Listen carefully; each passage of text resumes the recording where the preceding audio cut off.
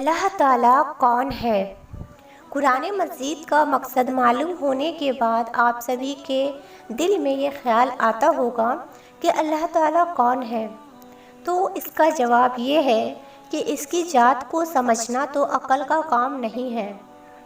اللہ تعالیٰ نے اپنے متعلق قرآن میں فرمایا ہے، اللہ تعالیٰ ایک ہے اور وہی عبادت کے قابل ہے، اس کی ذات میں اور اس کے کاموں میں کوئی شریک نہیں، نہ اس کی کوئی اولاد ہے نہ وہ کسی کی اولاد ہے، وہ آسمانوں اور زمینوں کا نور ہے، وہ ہمیشہ سے ہے اور ہمیشہ رہے گا، اس کو نہ نیند آتی ہے نہ اونگ۔ آسمانوں اور زمینوں میں جو کچھ ہے سب اسی نے پیدا کیا ہے، بغیر اس کے مرضی کے کوئی اس کے سامنے کسی کی سفارش بھی نہیں کر سکتا ہے۔ جو کچھ ہونے والا ہے اور جو کچھ ہو چکا ہے سب اس کو معلوم ہے۔ آسمانوں اور زمین میں کوئی ایسی چیز نہیں ہے جو اس کے علم میں نہ ہو، وہ اس کا انتظام کرنے سے کبھی بھی تھکتا نہیں ہے۔ آسمانوں اور زمینوں میں جو چیز ہے وہ اس کی تعریف اور پاکی بیان کرتی ہے۔ وہی پیدا کرتا ہے، وہی موت دیتا ہے، وہی موت کے بعد قیامت کے دن پھر زندہ کرے گا۔ اللہ سب کچھ کر سکتا ہے، اس کی مرضی کے بغیر کوئی کچھ نہیں کر سکتا ہے۔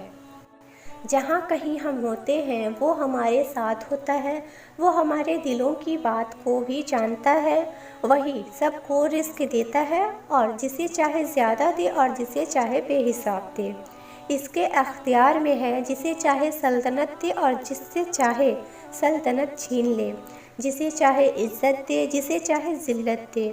دین و دنیا کی سب بھلائیاں اس کے ہاتھ میں ہے، وہی اولاد دیتا ہے، جسے چاہے بیٹے دے اور جسے چاہے بیٹیاں، جسے چاہے دونوں اور جسے چاہے کچھ نہ دے۔ وہ کسی کو بھلائی دینے چاہے تو اس کو کوئی بھی بدل نہیں سکتا، جو تکلیف کا مستحق ہوتا ہے اسے بدلنے والا بھی کوئی نہیں ہوتا۔ اسی نے آسمان، سورج، چاند، تارے، زمین اور ان کے درمیان جو کچھ ہے سب کو ہماری خدمت پر لگا دیا ہے۔ اسی نے ہماری اچھی اچھی صورتیں بنا دی۔ اس نے ہم کو اس لیے پیدا کیا کہ اس کی عبادت اور فرما برداری کریں۔ اس نے حضرت محمد صلی اللہ علیہ وسلم کو اپنا آخری نبی بنا کر بھیجا اور حضرت محمد صلی اللہ علیہ وسلم پر اپنا آخری کلام قرآن مجید نازل فرمایا کہ میں اس کی حفاظت کروں گا۔ ہم کو بتایا گیا ہے کہ ہم خود بھی قرآن مجید پڑھتے رہیں اور دوسرے لوگوں کو بھی سمجھاتے رہیں۔